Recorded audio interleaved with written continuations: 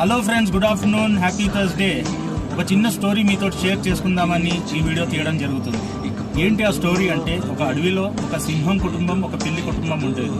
సింహం కుటుంబంలో సింహం భార్య, సింహంకి ఒక కొడుకు. పిల్లి కుటుంబంలో పిల్లి భార్య, పిల్లికి ఒక కొడుకు, ఒక బిడ్డ. అయితే అనుకోని కారణం వల్ల అడవి వదిలి సింహం వాళ్ళ డాడీ వదిలిపెట్టి వెళ్లాల్సి వచ్చింది. అయితే సింహం కుటుంబంలో ఇప్పుడు మిగిలింది సింహం తల్లి. పిల్లి కుటుంబంలో మటుకు అందరూ ఉన్నారు.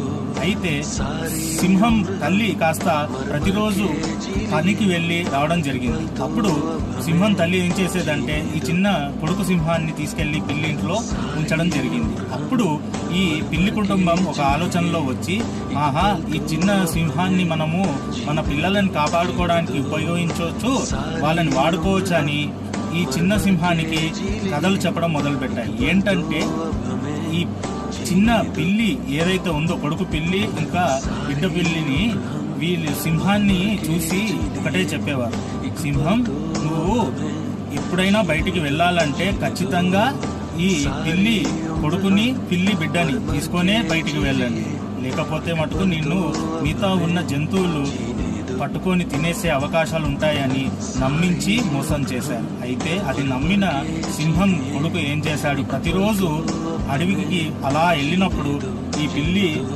ఏదైతే కొడుకు పిల్లి ఇంకా బిడ్డ పిల్లి ఉందో వీటిని ఎంబడి పెట్టుకొని వెళ్ళేవారు. అయితే ప్రతిరోజు ఆ అడవిలో తిరిగినప్పుడు మిగతా జంతువులు ఈ సింహాన్ని చూసి భయపడి పారిపోయేవి. అయితే సింహం ఏమనుకునేదంటే, పిల్లి కుటుంబం నాకు ఎంత సపోర్ట్ చేస్తుంది, ఎంత హెల్ప్ చేస్తుంది, వీళ్ళు ఉన్నందుకే నేను బ్రతుకుతున్నాను, మమ్మీ డాడీ వాళ్ళు లేనప్పుడు ఖచ్చితంగా నేను ప్రతిరోజు వీళ్ళని ఎంబడి పెట్టుకునే తిరగాలి, నేను బ్రతకాలంటే అని గుడ్డి నమ్మకంలో పడిపోయాయి. ఇవన్నీ ఎందుకు జరిగాయి అంటే, పిల్లి కుటుంబం చెప్పిన కట్టుకథలు. అంటే నమ్మకం అనేది ఎంత గొప్పదో తెలుసుకోండి. మనము ప్రతి వ్యక్తిని నమ్మే